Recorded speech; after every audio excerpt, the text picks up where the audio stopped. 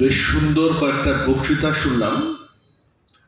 বেশিরভাগ ছাত্ররাই বসে আছেন যারা গত বছরটা এই ভ্যালুজ এডুকেশন ক্লাস করেছে। সঙ্গে কিছু গার্জেনরাও আছেন, মানুষবাবু আছেন, মহারাজরা আছেন।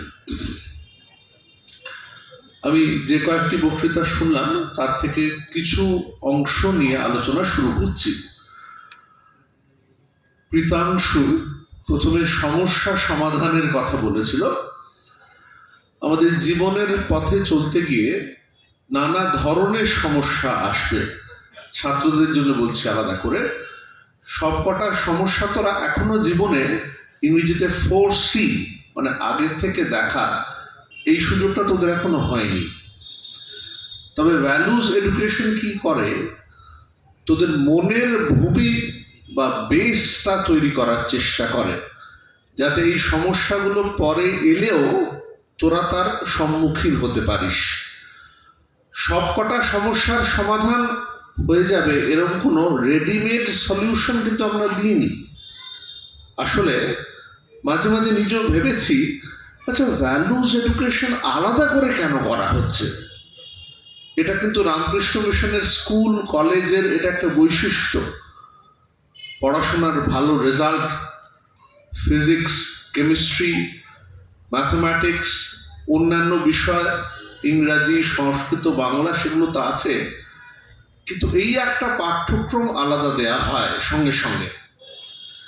যেমন হস্টেলে তো আমরা আরো বেশি পরিমাণে, আরো ইন্টেন্সলি, গভীরভাবে এটা দেখতে পারি বা দিতে পারি, কারণ সেখানে ছেলেদের সংখ্যা কম। খুব ভালো লেগেছিল যখন এটা চালু হয়েছিল, এই জন্য যে হস্টেলের ছেলেদের পাশাপাশি যারা ডে স্কলার, তোরা বেশিরভাগই তাই আছে সেখানে, তাদেরকে একটু আলাদা করে এই বিষয়ে বলতে পেরেছি বলে। মানসবাবু কিন্তু আমার চেয়ে বেশি পরিশ্রম করেছেন এখানে, কারণ তিনি গত 2 বছর পড়িয়েছেন, আমি শুধু গত বছরটা পড়িয়েছি। আরেকটি কথা, একটু গার্জেনদের ভূমিকার কথা বেশ সুন্দর করে বললেন। বাংলা একটা প্রবাদ বাক্য আছে না, আপনি আচরি ধর্ম অপরে শেখায়। এটা উপযুক্ত বৈষ্ণবের ক্ষেত্রে বলা হয়েছে আসলে, যে দেখো তুমি অপরকে উপদেশ দেওয়ার আগে সেটা যদি নিজে পালন করো, সেইটা বরঞ্চ একটা দারুণ দৃষ্টান্ত হবে। মুখে বলার চেয়ে সেটা সাইলেন্টলি, নিঃশব্দে অপরের কাছে একটা প্রভাবদায়ক উদাহরণ হয়ে যাবে। তো এই যে জিনিসটা, এটা কিন্তু বিশেষ করে নজর দেওয়া দরকার। আমরা যারা শিক্ষিত হই না, তোদেরকে সহ বলছি, তাদের একটা প্রবণতা থাকে, শ্রীরামকৃষ্ণ তার কথামৃত বইতে দেখবি বলছেন যে আমরা সহজে লেকচার দিতে চাই, মানে অপরকে বোঝাতে চাই। ঠাকুর বলছেন সেখানে, বলছেন তুমি নিজে আগে বোঝো ভালো করে। এই নিজে বোঝার ধাপটা হচ্ছে আচরণ। আমি যদি ভালো করে বুঝে থাকি তাহলে সেটার আচরণ আমি করব। সামনিক বেশ অনেকগুলো প্রসঙ্গ নিয়ে এলো। বিশেষত একটা প্রসঙ্গের কথা আমি আলাদা করে বলতে চাই, সেটা হচ্ছে এই যে কনসেন্ট্রেশন, মনোসংযোগ। এইটাকে স্বামী বিবেকানন্দ তার রাজযোগ নামে যে বিখ্যাত বই আছে সেটা আলাদা করে উল্লেখ করেছেন। একটু অন্য দিক দিয়ে দেখতে গেলে, আচ্ছা ভ্যালুজ এডুকেশন মানেই কি ভগবান থাকতে হবে? আমি তোদের হয়ে এই প্রশ্নটা করছি। তার মানে কি পুজো, আচ্ছা দুর্গা পুজো, ধূপ ধুনো এগুলো দিতেই হবে? স্বামীজি কিন্তু তার বক্তৃতায় বলছেন, দেখো এগুলো হচ্ছে অ্যাক্সেসরি, মানে সঙ্গে সঙ্গে উপাদান, আবশ্যিক নয়। তোমার যদি মনের এরকম ক্ষমতা থাকে, এই অ্যাক্সেসরি, এই সহায়তার জিনিসগুলো বাদ দিয়েই মনটা তুমি শুদ্ধ করতে পারো, পবিত্র করতে পারো, একাগ্র করতে পারো, তাহলে দরকার নেই এগুলো।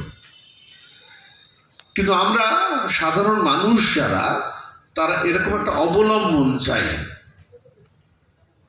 যেমন আমি মজা করে বলি, পরীক্ষার আগে দেখা যায় মন্দিরে প্রণাম করা খুব ভক্তি বেড়ে যায় সাধারণত ছেলেদের। তাহলে সেই সময় আমাদের অবলম্বনটা লাগছে। যখন বাড়িতে কারো শরীর খারাপ হয়, তখন বেশ সবাই উদাস দৃষ্টিতে ভগবানের দিকে তাকিয়ে থাকে, এটা দেখেছি।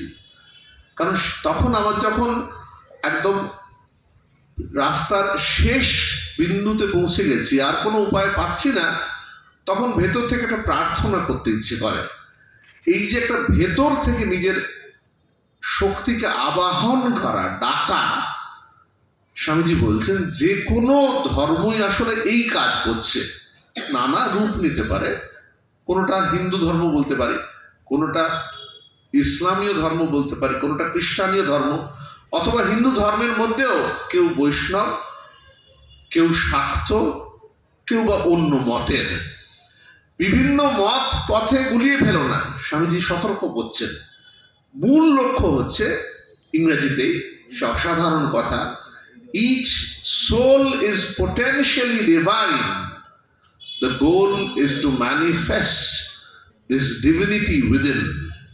Do this either by work or worship or philosophy, by one, two, or all of these, and be free. This is the whole of religion. Doctrines and dogmas, rituals and books, all these are but secondary details. কত উদার একটা ধর্মের সংজ্ঞা দিলেন। কি বললেন? বলে দেখো, মানুষ স্বরূপত পোটেনশিয়ালি ডিভাইন, সম্ভাবনাময় এই দৈবী সত্তা তোমার মধ্যে আছে। কেন সম্ভাবনাময় বলছেন, কেন পোটেনশিয়াল বলছেন?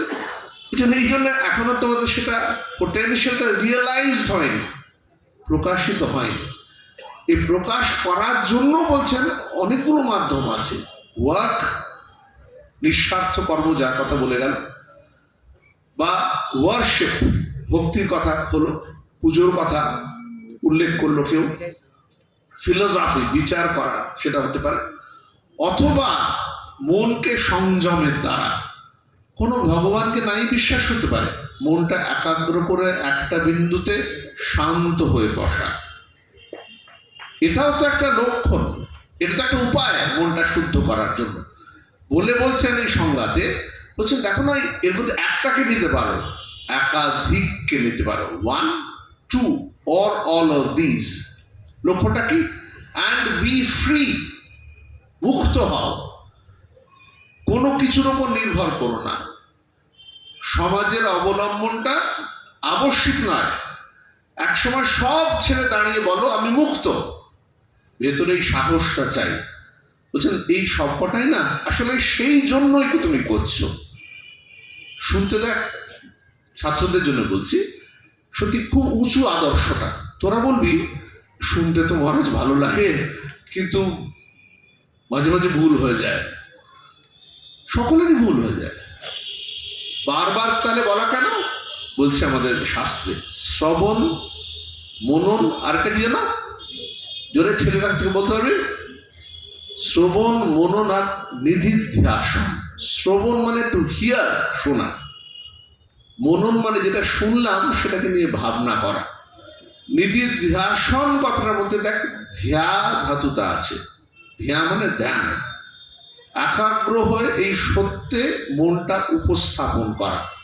বুঝছেন, একটা যদি সত্য তুমি বুঝে থাকো জীবনে, ছেড়ে দাও আর বাদানুবাদ, ডুবে যাও সেখানে। রামকৃষ্ণদেব বলছেন বাদানুবাদ ছেড়ে দাও, একটা বড় উদ্দেশ্যে জীবনটা দেওয়ার চেষ্টা করো। ভ্যালুজ এডুকেশন ক্লাসে না আসলে এরই স্বাদ দেওয়ার চেষ্টা করা হয়। আমরা যারা মিশনে মহারাজ হয়ে এসেছি না, আমরাও কিন্তু একসময় তোদের মতো ছাত্র ছিলাম, কিন্তু দিনের পর দিন বড় আদর্শের কথা শুনতে শুনতে না একসময় সাহস করে আমরা ঝাঁপিয়ে পড়েছি। অন্য তীরটা কত দূরে জানি না, কিন্তু আমরা জানি না ঠিক লক্ষ্যটা কি। ছাত্ররাও কি জানিস? তোরা জানিস না, বড়রাও জানে না, কিন্তু টাকা পয়সা রোজগার করবে, তারপর কি ওই কুলে কি আছে আমরাও জানি না। আমরাও সেরকম একটা বড় আদর্শ জীবনে শুনেছি বলে সাহস করে ঝাঁপিয়ে পড়েছি। আর গীতায় বলেছে, গীতার কথা বারে বারে ক্লাসেও উল্লেখ করা হয়েছে, যে ভয় পেও না, ভালো উদ্দেশ্য ধরে জীবনে চললে ভুল করে ফেলেছ, ভালো কাজের ফল কখনো বৃথা হয় না, গীতাতে বলেছে। তাই জন্য আমরা যে ক্লাসগুলো করা হয়েছে না, নিশ্চয়ই তোদের জীবনে ভালো সংস্কার পড়বে, কখনো বৃথা হবে না। মাঝে মাঝে মনে হয়েছে 9-এ গিয়ে কি সব ঘুরিয়ে দেবে ব্যালেন্স, তা তো না। 10 আছে, 11 আছে, 12 আছে, সারা জীবনটা পড়ে আছে। এটার জন্য প্রথম একটু স্বাদটা দেয়া হলো, টেস্ট। তারপর নিজেকে আস্তে আস্তে খুঁজতে হবে, জানতে হবে, আরেকটু বিশদ করে। অনেক কিছু জানার আছে এর মধ্যে, তার সামান্যটা আমরা দেওয়ার চেষ্টা করলাম, একটু প্র্যাকটিক্যাল করানোর চেষ্টা হয়েছে এবারেই। কেউ অনেকে দুর্গাপুজোয় ভালোভাবে কাজ করেছিস, দুটো গ্রামের স্কুলে নিয়ে যাওয়া হয়েছে। আগামী বছর ইচ্ছে আছে আরো ভালো করে করার, গুছিয়ে। নিশ্চয়ই আমাদের সবার সহযোগিতা হবে। আরো উল্লেখ করছি, আমাদের এই কোর্সের সঙ্গে যারা যুক্ত ছিল অন্যরা নেপথ্যে, যেমন সজলদা, তপনদা, অভিজিৎদা, নানা কাজে সংযুক্ত যারা অন্যেরা, এরা কিন্তু নিঃশব্দে পেছন থেকে এই কাজটা করে দিয়ে গেছে। তোরা নিশ্চিন্তে এসেছিস, ক্লাস করেছিস, ধ্যান করার পর ভালো টিফিনও পেয়েছিস। কিন্তু সবটা মিলিয়ে এই কোর্সটা, ঠাকুরমা স্বামীজি তোদের খুব আশীর্বাদ করুন, এই শিক্ষাটা যেন জীবনের কাজে লাগে, এই প্রার্থনা করে শেষ করছি। নমস্কার।